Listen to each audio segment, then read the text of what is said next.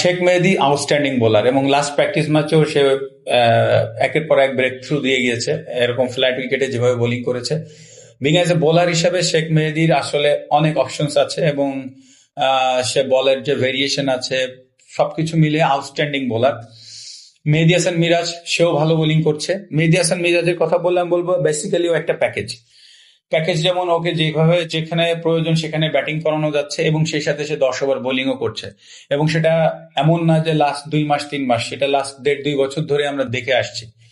So spin bowling কে নিয়ে আলাদাভাবে বলতে গেলে এতটুকুই বলবো যে বাংলাদেশ ক্রিকেট মানে আমি আমি যে সময় থেকে খেলা শুরু করেছি 2000 বা 2001 থেকে যখন খেলা শুরু করেছি, বা তার পিছেও যদি তাকাই যে এনামুল হক মনি ভাই থেকে শুরু করে রফিক ভাই, আব্দুর রাজ্জাক রাজ, সাকিব আল হাসান, মানজুরুল ইসলাম রানা, আরো এরকম অনেক বোলার এসেছে।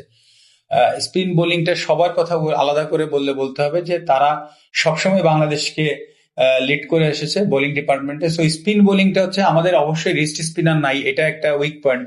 ফ্ল্যাট উইকেটে একটা রিস্ট স্পিনার থাকলে ভালো হয়, বাট ওভারঅল আমাদের যে 4 জন স্পিনার আছে তারা পৃথিবীর সব উইকেটেই খেলে ডিসেন্ট পারফরমেন্স তারা করে এসেছে, এবং আমি বিশ্বাস করি যে এই ওয়ার্ল্ড কাপেও তারা ভালো কিছুই করবে।